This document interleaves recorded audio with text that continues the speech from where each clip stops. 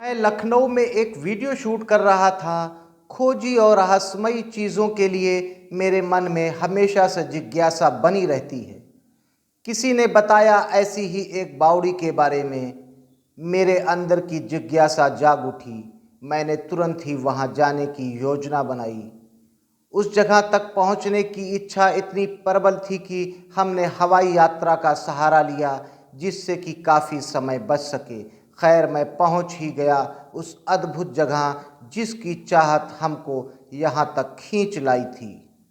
आदाब, नमस्कार दोस्तों, मैं हूं आसिफ। दोस्तों, पहले के समय में पानी को स्टोर करने के लिए वाव या बावड़ी का निर्माण किया जाता था। बहुत सारी बावड़ियाँ ऐसी हैं जिनके बारे में तमाम रहस्यमयी कहानियाँ हैं, जिनका कौतूहल पर्यटकों के मन में बना रहता है। आज हम आपको ऐसी ही एक बावड़ी दिखाने ले आए हैं जो गुजरात के गांधीनगर के पास स्थित है, जिसको एडलाज की बावड़ी कहते हैं। हम एक एक चीज़ एक्सप्लोर करेंगे इसकी और बताएंगे आपको इस बावड़ी के निर्माण से जुड़ी हुई बातें, इस बावड़ी से जुड़ी रहस्यमयी कहानी। चलिए हमारे साथ और देखिए एडलाज की बावड़ी।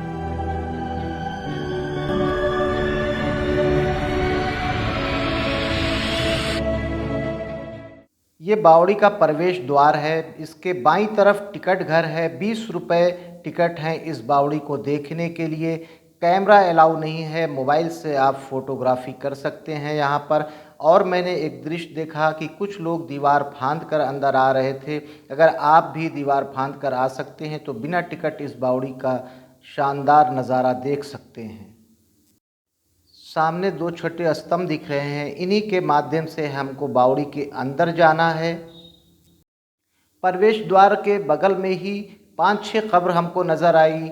ये उन कारीगरों की कब्र है जिन्होंने इस नायाब और अद्भुत बावड़ी का निर्माण किया था, और सुल्तान बेगाड़ा ने उनको मारकर यहीं पर दफन कर दिया, क्योंकि वो ये नहीं चाहता था कि इतनी शानदार और अद्भुत बावड़ी फिर दोबारा ये कारीगर किसी और के लिए बना सकें।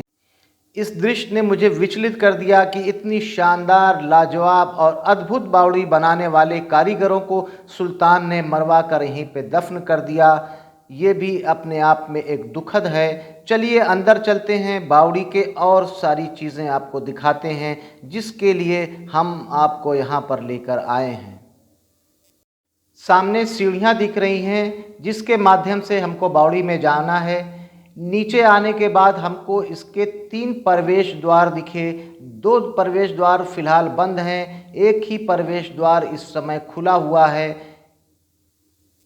आपको सामने एक प्रवेश द्वार दिख रहा होगा। दूसरा प्रवेश द्वार ये है, हालांकि ये दोनों बंद है।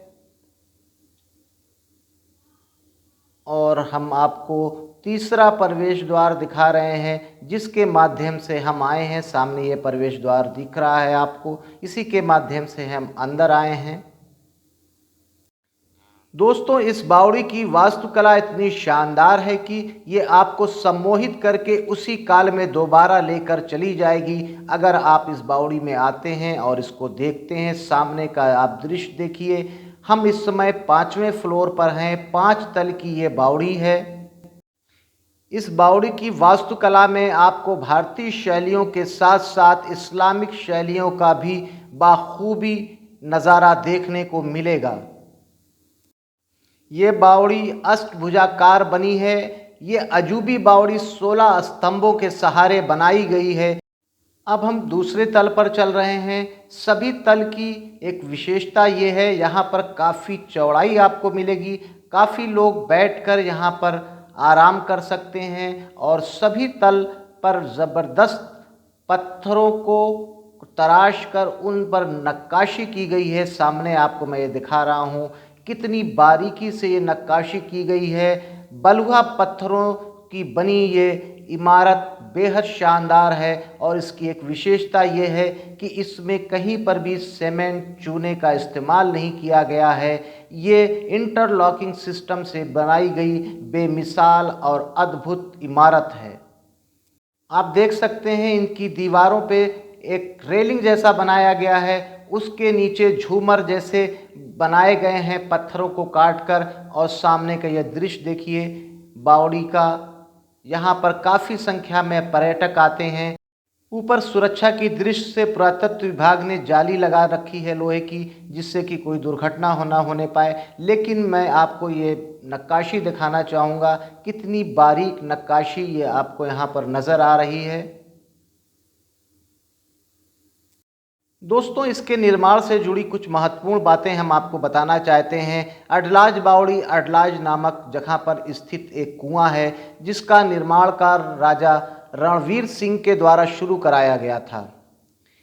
इस बावड़ी की वास्तुकला इतनी शानदार है कि बस देखते ही बनती है। लेकिन इसके पीछे एक दुखद कहानी भी छुपी हुई है। ऐसा कहा जाता है कि जब ये बावड़ी बन रही थी, उस समय सुल्तान बेगाड़ा ने यहाँ पर हमला कर दिया था और इस युद्ध में राजा रणवीर सिंह मारे गए थे। राजा रणवीर सिंह की पत्नी रानी रूदाबाई बहुत खूबसूरत थीं।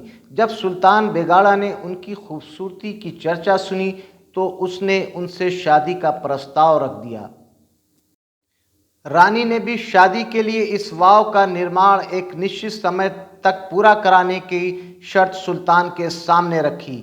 अगर ये बावड़ी उनके बताए समय में पूरी हो जाएगी तो वो उनसे विवाह कर लेंगी।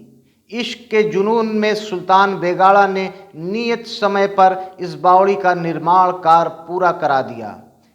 जब बावड़ी का निर्माण कार्य पूरा होता देख रानी रूदाबाई इसको देखने पहुंची और 5वीं मंजिल से छलांग लगाकर अपनी जान दे दी, क्योंकि वो सुल्तान से शादी नहीं करना चाहती थीं।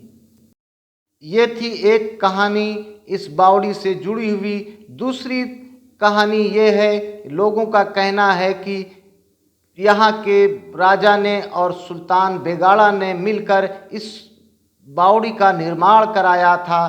तभी इस बावड़ी में हिंदू संस्कृत और मुस्लिम संस्कृत का मिला जुला रूप देखने को मिलता है, क्योंकि उस समय गुजरात में पानी की बहुत समस्या थी। उसी समस्या को देखते हुए इन लोगों ने अपनी प्रजा के लिए मिलकर इस बावड़ी का निर्माण कराया था। खैर, वो इतिहास के पन्नों में दर्ज है, समय के गर्भ में क्या वास्तविकता है। लेकिन आज हम आपको इस बावड़ी की वास्तुकला और इसकी विशेषता के बारे में बता रहे हैं और दिखा रहे हैं। ये बावड़ी 5 मंजिला है। जैसे जैसे आप नीचे की तरफ जाएंगे, तापमान कम होता जाएगा और यहाँ पर रोशनी भी कम होती जाएगी।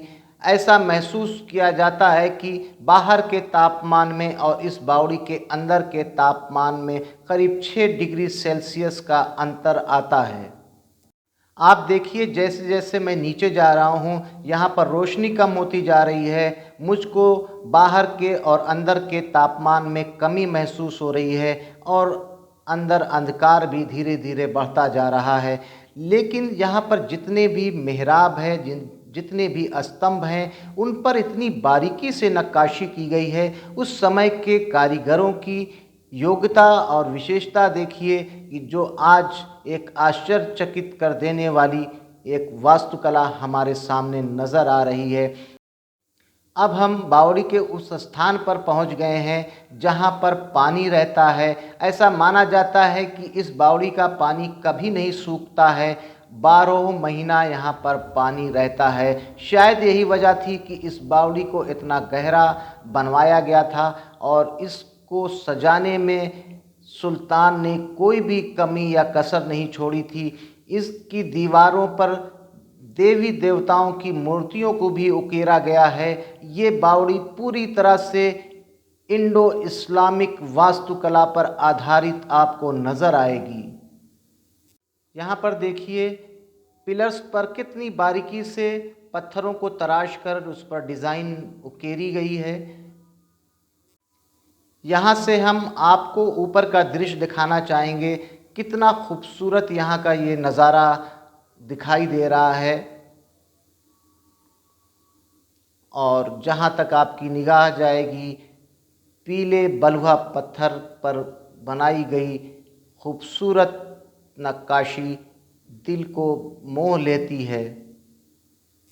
आश्चर्यचकित करने वाली बात यह है कि इस बावड़ी को एक निश्चित समय पर सुल्तान को पूरा कराना था, लेकिन उसके बाद ये बावड़ी इतनी सुंदर आकर्षक बनी है, ये अपने आप में हैरत में डालने वाली बात होगी।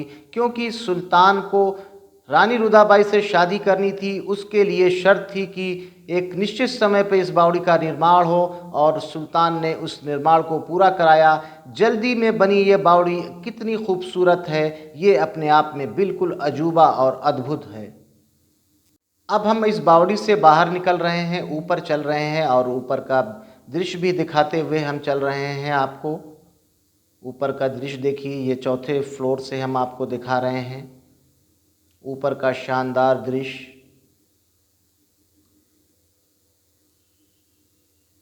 दीवारों पर ये देखिए हाथी और भगवान की आकृतियां नज़र आएंगी आपको। कितनी बारीकी से इसको तराशा गया है, ये लाजवाब एक कलाकृति है। गुजरात की सबसे मशहूर बावड़ी और अद्भुत बावड़ी हम आपको दिखा रहे हैं। ये जो दृश्य आप देख रहे हैं, ये अडलाज बावड़ी के ऊपर का दृश्य है। अब हम ऊपर आ चुके हैं और ऊपर से आपको नीचे का दृश्य दिखा रहे हैं। हमने सोचा चलते चलते एक दृश्य आपको और दिखा दें इस नायाब और अद्भुत करिश्माई बावड़ी का। दोस्तों, आज हमने आपको गुजरात के गांधीनगर के पास स्थित अडलाज की बावड़ी दिखाया, जो अपनी वास्तुकला के लिए बहुत ही शानदार और अद्भुत बावड़ी है।